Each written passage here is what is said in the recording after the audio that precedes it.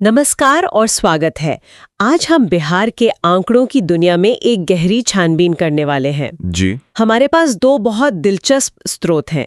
एक तो है 2011 की राष्ट्रीय जनगणना के आधिकारिक आंकड़े, जो हमें कह सकते हैं कि एक दशक पहले का बिहार दिखाते हैं। बिल्कुल। और दूसरी तरफ है 2023 में बिहार सरकार का जारी किया गया जाति आधारित सर्वेक्षण। हाँ, जो हमें आज के बिहार की एक बिल्कुल नई और शायद ज्यादा जटिल तस्वीर दिखाता है। और हमारा मकसद सिर्फ इन आंकड़ों को पढ़ना नहीं है। नहीं, बिल्कुल नहीं। हम इन दो अलग अलग दशकों के आंकड़ों को मिलाकर ये समझने की कोशिश करेंगे कि क्या बिहार बदल रहा है, और अगर हाँ, तो कितनी तेजी से और किन दिशाओं में। सही बात है। क्या 2011 का बिहार और 2023 का बिहार मतलब एक ही कहानी कहते हैं, या यहाँ कोई विरोधाभास है? बिल्कुल सही। तो चलिए इस कहानी को सबसे बड़े आंकड़े से शुरू करते हैं। जनसंख्या। 2011 में बिहार की आबादी थी 10 करोड़ 41 लाख।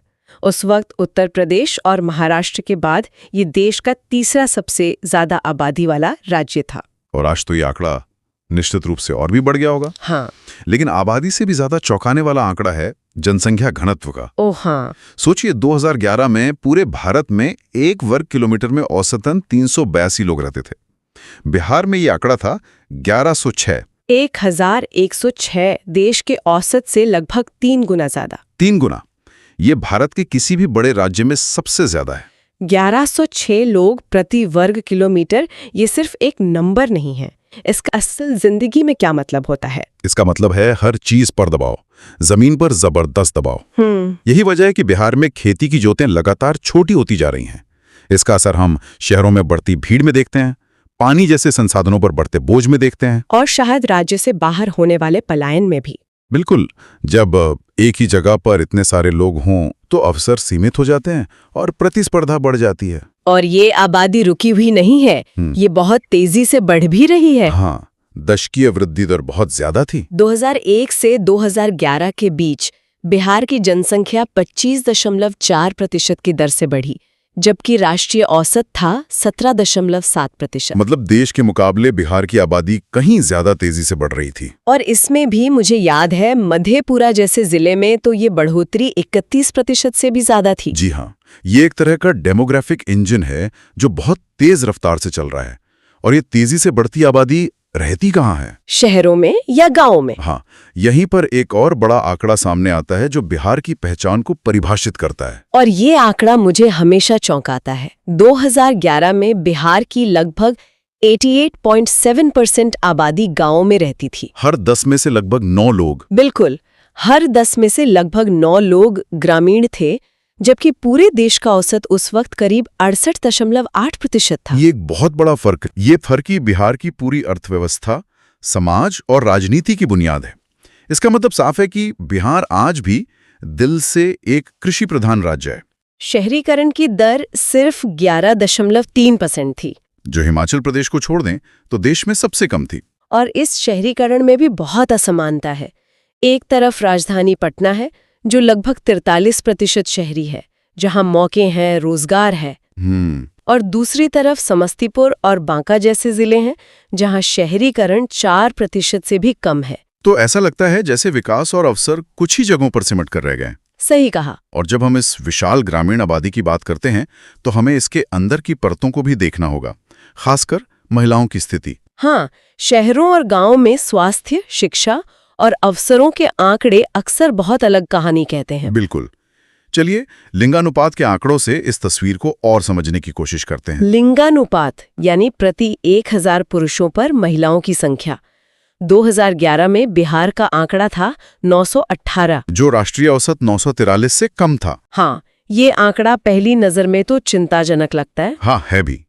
लेकिन जब हम जिलों के अंदर झांकते हैं तो तस्वीर बहुत दिलचस्प हो जाती है। अच्छा। एक तरफ मुंगेर जैसा जिला है जहां ये आंकड़ा सिर्फ 876 है, जो बहुत ही कम है। बहुत कम। लेकिन दूसरी तरफ है गोपालगंज, जहां 1000 पुरुषों पर 1021 महिलाएं हैं। 1021, ये तो राष्ट्रीय औसत से भी कहीं बेहतर है। एक ही राज्य में इतना बड़ा अंतर, गोपालगंज में 1021 और मुंगेर में 876। ऐसा क्यों हो सकता है? इसके पीछे एक बड़ा कारण पुरुषों का पलायन माना जाता है। पलायन? जी, गोपालगंज जैसे सारण क्षेत्र के जिलों से बहुत बड़ी संख्या में पुरुष काम के लिए दूसरे राज्यों या देशों में जाते हैं, तो जब जनगणना होती है तो गांव में महिलाएं ज्यादा गिनी जाती हैं। अच्छा, तो ये एक वजह है। ये एक बड़ी वजह है, लेकिन ये पूरी कहानी नहीं है।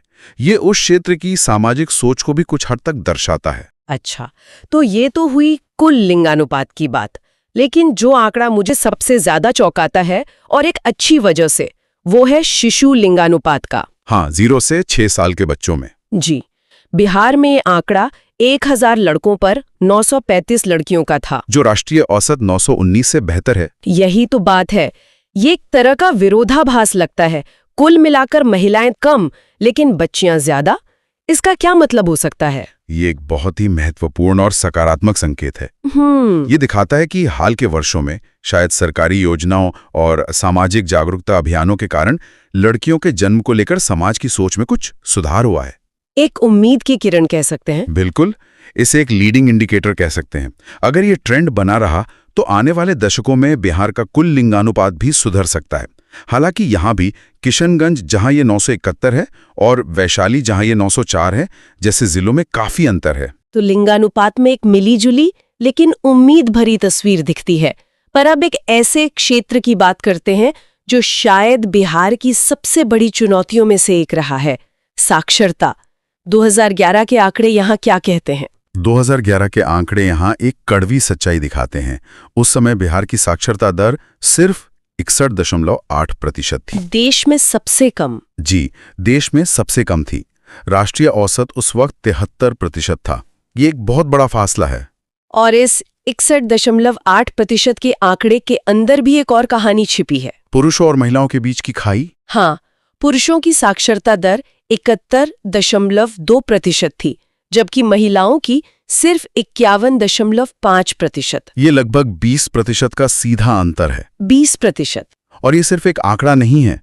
सोचिए, इसका मतलब है कि राज्य की आधी आबादी यानी महिलाएं अफसरों की दौड़ में शुरू से ही बहुत पीछे छूट रही हैं। और इसका असर उनके स्वास्थ्य, आर्थिक आत्मनिर्भरता और उनके बच्चों की शिक्षा पर भी पड़ता होगा। बिल्कुल, ये एक ऐसी चुनौती है जो पीढ़ियों को प्रभावित करती है। अगर हम जिलों के स्तर पर देखें तो एक पैटर्न साफ नजर आता है। रोहतास जिला लगभग हर पैमाने पर सबसे आगे है। हाँ, कुल साक्षरता में भी, पुरुष साक्षरता में भी और महिला साक्षरता में भी। तीनों में टॉप पर। कुल साक्षरता थी 73.37%। लेकिन सोचने वाली बात यह है कि क्यों? क्या वहां कोई विशेष सरकारी कार्यक्रम सफल हुआ है या इसका कोई ऐतिहासिक कारण है? स्रोत सीधे तौर पर तो नहीं बताते, लेकिन हम एक अंदाजा लगा सकते हैं।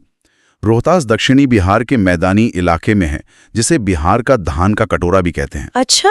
यहाँ कृषि अपेक्षाकृत बेहतर है और ऐतिहासिक रूप से भी ये क्षेत्र शिक्षा के प्रति ज्यादा जागरूक रहा है। और दूसरी तरफ है पूर्णिया? हाँ, पूर्णिया, जहाँ साक्षरता दर सबसे कम थी, सिर्फ 51.08%।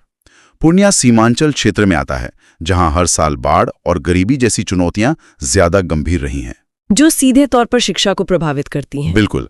तो यहाँ राज्य के भूगोल और अर्थव्यवस्था का सीधा संबंध शिक्षा के आंकड़ों से दिखता है। तो ये कहानी थी 2011 की। एक ऐसा राज्य जो युवा है, तेजी से बढ़ रहा है, लेकिन ग्रामीण है और साक्षरता की चुनौती से जूझ रहा है। अब आते हैं उस आंकड़े पर जिसने हाल ही में पूरे देश का ध्यान खींचा है, 2023 का बिहार जाति आधारित सर्वेक्षण। जी। सबसे पहले तो इसने आबादी का एक नया आंकड़ा दिया, लगभग 13 करोड़ 7 लाख। हाँ, 2011 के 10 करोड़ 41 करोड़ से अब 13.07 करोड़। ये लगभग 2.66 करोड़ की बढ़ोतरी है करीब 12 सालों में। तो जनसंख्या वृद्धि की रफ्तार अभी भी बहुत तेज है। बहुत तेज है। लेकिन इस सर्वेक्षण का असली धमाका जनसंख्या का आंकड़ा नहीं, बल्कि उसका सामाजिक विश्लेषण है। बिल्कुल, इस सर्वेक्षण ने पहली बार इतने विस्तार से बताया है कि बिहार के समाज की बनावट कैसी है, और जो नंबर सामने आए वो बहुत कुछ कहते हैं। हाँ, बहुत कुछ। अत्यंत पिछड़ा वर्ग यानी ईबीसी 36.01% और अन्य पिछड़ा वर्ग ओबीसी 27.12%। अगर इन दोनों को मिला दें तो ये बिहार की कुल आबादी का 63% से ज्यादा हो जाता है। 63% से ज्यादा? ये सिर्फ एक सामाजिक आंकड़ा नहीं है, ये एक राजनीतिक और नीतिगत भूचाल है। इसने जितनी आबादी उतना हक के नारे को एक ठोस आधार दे दिया है। अब तक नीतियां और आरक्षण मोटे तौर पर ओबीसी के नाम पर बनते थे। इस आंकड़े ने ओबीसी के अंदर एक बड़े और शायद ज्यादा जरूरतमंद तबके यानी ईबीसी को चर्चा के केंद्र में ला दिया है। मतलब अब सरकार को अपनी कल्याणकारी योजनाओं को और ज्यादा लक्षित करना होगा। बिल्कुल, और ज्यादा फोकस्ड होना पड़ेगा। सर्वेक्षण में दूसरे वर्गों के आंकड़े भी हैं। अनुसूचित जाति एससी की आबादी 19.65% बताई गई है और अनुसूचित जनजाति एसटी की 1.68%। जी, और सामान्य वर्ग की आबादी 15.52% है। ये आंकड़े अब राज्य में संसाधनों के बंटवारे और राजनीतिक प्रतिनिधित्व की बहस को दशकों तक प्रभावित करेंगे। सही बात है। ये डेटा अब एक पब्लिक प्रॉपर्टी बन गया है। हर राजनीतिक दल, हर सामाजिक समूह, हर नीति निर्माता अब इन आंकड़ों के आधार पर अपनी रणनीति बनाएगा। इस सर्वेक्षण ने धार्मिक आंकड़े भी अपडेट किए हैं, लगा दी है। तो इन सभी आंकड़ों को एक साथ रखने पर क्या तस्वीर उभरती है? मतलब 2011 की जनगणना और 2023 के सर्वेक्षण को मिलाकर हम बिहार के बारे में क्या कह सकते हैं? तस्वीर यह है कि बिहार एक बहुत घनी आबादी वाला, युवा और मुख्य रूप से ग्रामीण राज्य बना हुआ है। साक्षरता, खासकर महिला साक्षरता, आज भी एक बड़ी चुनौती है। लेकिन शिशु लिंगानुपात जैसे कुछ क्षेत्रों में उम्मीद की किरणें भी हैं, जो दिखाते हैं कि सामाजिक बदलाव धीरे धीरे हो रहा है। हाँ, हो रहा है। और 2023 के सर्वेक्षण ने इस तस्वीर पर एक नई परत चढ़ा दी है। उसने हमें दिखाया है कि इस ग्रामीण और युवा आबादी की सामाजिक संरचना कितनी विविध और जटिल है। और इसमें पिछड़े और अत्यंत पिछड़े वर्गों की एक बहुत बड़ी और निर्णायक हिस्सेदारी है। ये डेटा अब बिहार की सामाजिक और राजनीतिक चर्चा के केंद्र में हमेशा के लिए आ गया है। बिल्कुल। अब विकास की हर बात, हर योजना इन सामाजिक सच्चाइयों को ध्यान में रखकर ही बनानी पड़ेगी। ये विश्लेषण सुनने वालों के लिए एक अंतिम विचार छोड़ जाता है। जी। जब कोई राज्य अपनी जनसांख्यिकी और सामाजिक संरचना को इतने विस्तार से, इतने सटीक तरीके से मापता है, तो ये उसके भविष्य को कैसे आकार दे सकता है? एक बड़ा सवाल है। क्या ये आंकड़ा संचालित विकास और ज्यादा लक्षित कल्याणकारी योजनाओं के एक नए युग की शुरुआत कर सकता है, या फिर ये आंकड़े समाज को और ज्यादा पहचान की राजनीति में उलझा देंगे? डेटा हमारे सामने है, लेकिन बिहार इस डेटा से अपनी कहानी कैसे लिखेगा, ये देखना भी बाकी है।